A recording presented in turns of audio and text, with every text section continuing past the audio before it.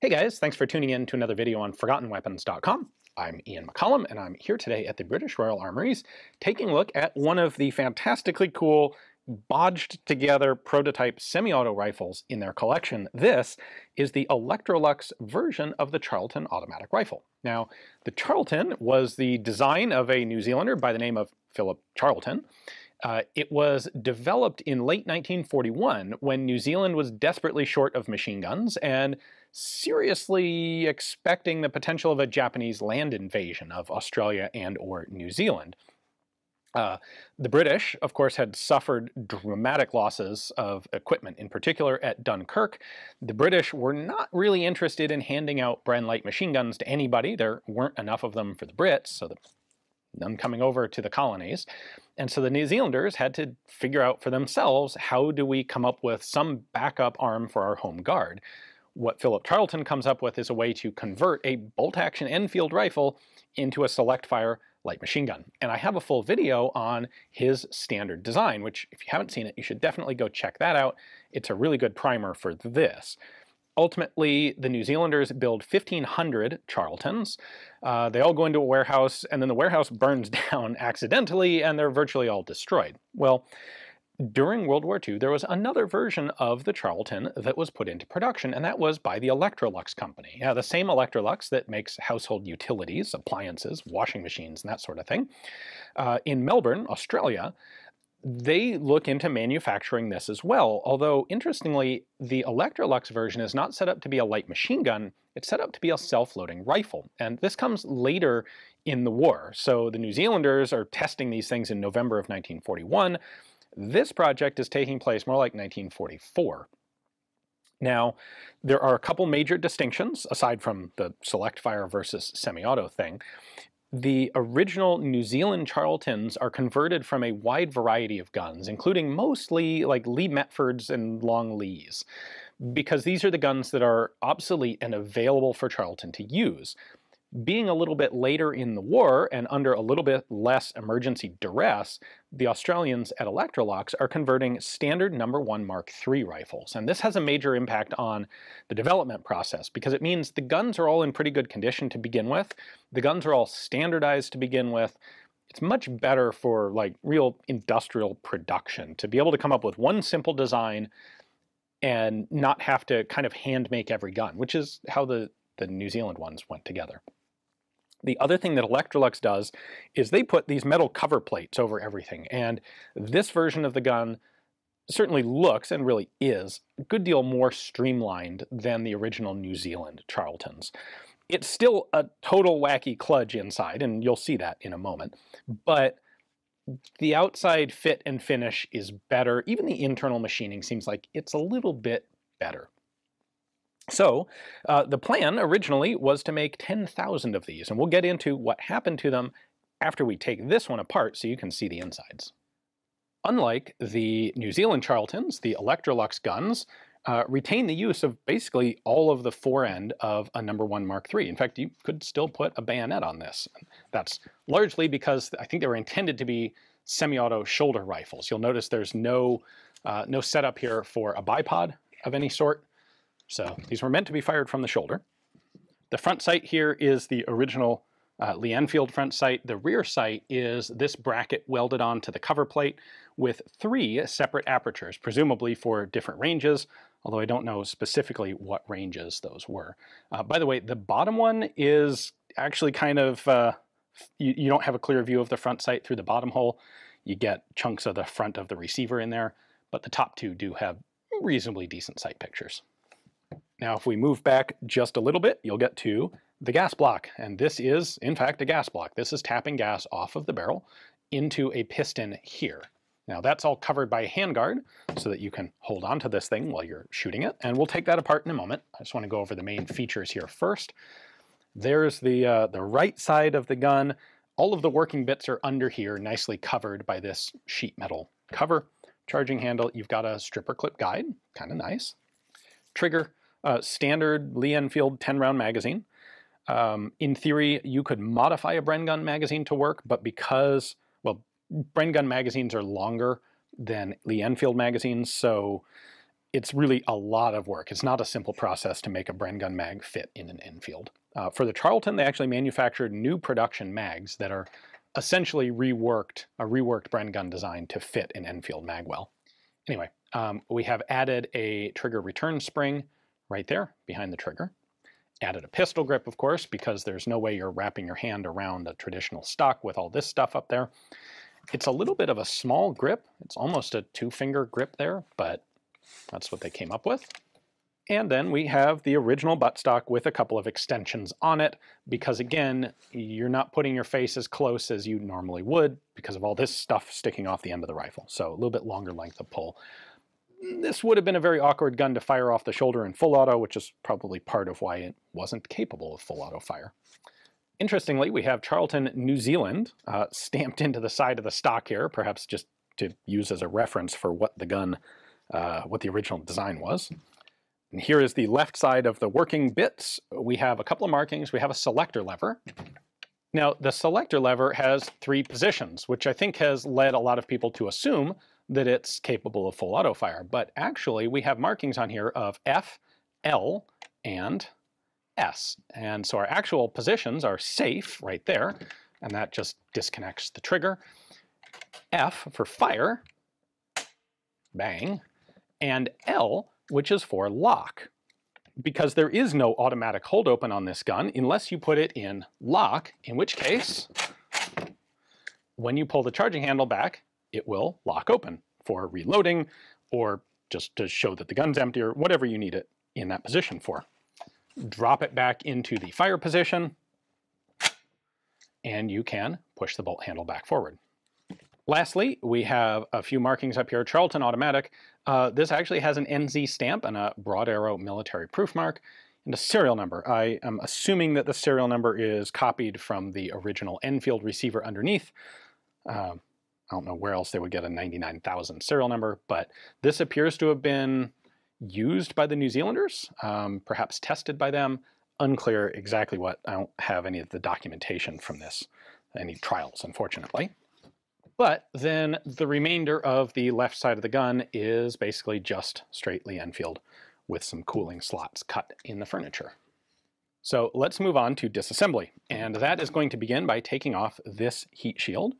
We have a screw here at the front. And once I have that fully released, there we go, this heat shield comes off. We have a little bit of a secondary heat shield underneath. That's going to sit back here, which is right where your hand is going to go. So I suspect that's why they have this added bit of, this is some sort of fiber material. And then we have a tube that's going to enclose and protect the recoil spring. And then this is your gas piston tube. Note that the end of the gas piston tube is threaded. That's what the heat shield locks onto, and that holds the gas piston tube forward. Once I've taken the heat shield off, this can move. For disassembly at this point, I'm going to put this into the locked position. I'm going to lock the charging handle open, lock the bolt open. Now with the bolt locked open, we have a spring detent here at the back of the cover plate. I'm going to push that in, kind of wiggle this cover plate off. There we go. That's got it just broken loose. Then I can slide this, there we go, a little farther back. Clear the charging handle. There we go. And that comes off. So there's our rather complicated action cover plate there. Now, behold the horror that lies beneath. They're your actual working bits. So here's our spring. This is just a guide rod for the gas piston, bolt cover, and bolt under there. So our next disassembly step is to disconnect the piston here. So this is actually a captive pin. I'm just going to use a P14 bolt tool here. There's a little notch conveniently in there. I can lift that pin up like that. That is going to disconnect the recoil spring from the gas piston. Now I can come back here and unscrew this guide rod. This is also a captive screw, which is nice. There we go. That's got that guide rod out. That guide rod is what essentially keeps the gas piston here running smoothly. So it's going to come back and forth like that. Interesting to note that the Electrolux version of the Charlton has this felt oiling pad built into the gun, and it's underneath the receiver cover, which keeps it reasonably protected. But that is actually going to oil the back end of the bolt every time the action cycles. It's open here. Presumably you would apply oil to the outside of it, I guess. This doesn't actually do anything on the outside. It's just the inner surface that applies oil to the bolt. All right, we're almost there. We just need to take this cover plate off the bolt now. And in order to do that, we have a bolt stop at the back, but we also have to pop open the bolt head here. There we go. That's popped the bolt head up. Now, there we go. Lift the bolt handle. We need to get, basically, we lift this bolt stop just enough so that the cover plate can still ride above it, but the bolt can travel back underneath it. And there we go. Then I can lift the cover plate off. And the cover plate has this cam track on it. This is one of the integral elements of operating the gun. This also, by the way, has the gas piston. That's the piston itself. The bolt has been modified to add this lug to the middle of the locking lug. So I've put the bolt head back in place now. This cam is going to ride in this track, this lug, in this cam track, which is going to force the bolt to go forward and then pivot down to lock, like that. And then when the cam track goes backward under gas pressure coming out that tube, it's going to lift up and cycle backwards. So we can also see a bunch of what's going on back here. And if we put that all the way forward, our selector lever here, in the safe and fire positions, it is actually operating the original Enfield safety, and you can see it rotating just down in there, I think. Yep, right there. So that's fire right there. When I roll it back to the safe position, it's going to disconnect the trigger, or the sear, from the striker there. And then you can also see when I have it in the middle position, which is lock, it lifts this hook up. This whole lever is spring-loaded, so the bolt can come back across that, and it's this bar. This is sort of the guide lug for the bolt cover, which is going to run in this track. That bar comes back across, snaps over this, and then gets caught behind it, and that's what locks the bolt open. Back here, we have the bolt stop, just to prevent the bolt from coming out the back of the gun. We have our oiler pad, mounting bracket for the guide rod. We have this bracket attached to the action of the gun, which holds the gas piston, which I can now actually pull out. I'm sorry, not piston, this is the piston tube. Vent holes here for the excess gas. You can see that the piston only goes up to this necked section. So when it's assembled, it's like this. It's going to tap gas up here through that hole. You can see the gas port right there in the gas block. That's going to push gas into this hollow tube, and it actually fills up this whole tube, and then only when it gets back to here does it actuate on the piston and push the piston back. A couple sealing rings there. And the recoil spring assembly this is built in here. We could, in theory, disassemble the front end of the spring, but I'm not going to. So our recoil spring is located down there with its guide rod underneath the gas piston.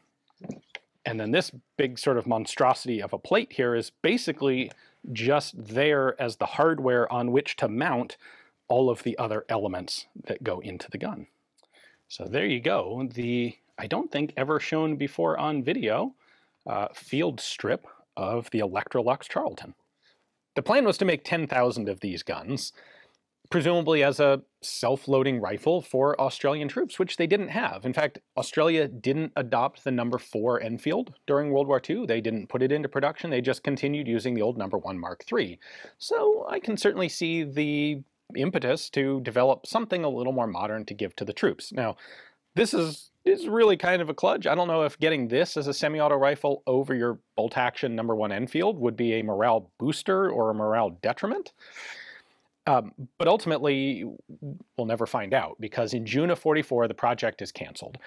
Now, apparently, Electrolux had done a fair bit of tooling up before the project gets canceled, and they made a lot of parts. They just didn't assemble really any of the complete guns. There are only a few prototypes put together, like this one. The leftover parts were eventually sold as surplus by the Australian government. They were mixed in with a whole bunch of regular No1 Enfield parts. And apparently what happened is the buyer bought it all as a lot of rifle parts, and then when he dug through what he had, got concerned that the Charlton parts were legally restricted in Australia, as it's unclear to me, either he thought they were machine gun parts when these aren't machine guns, or just they were self-loading rifle parts which were more restricted. And rather than deal with it or try to save them, he just tossed them in the Yarra River. So ultimately, all of the parts are basically gone, which is unfortunate, but it's at least better than destroying complete guns. So that's what eventually happened to them. There are, I think, only a handful of these, well, only a handful made. I don't know of any surviving examples aside from this one here at the armories, although I suspect there's probably one or two somewhere in Australia these days. But it was very cool of the armories here, the British Royal Armories, to give me the opportunity to look at this and to have the confidence to let me tear this whole thing apart to show you guys how it works on the inside. Hopefully you enjoyed the video.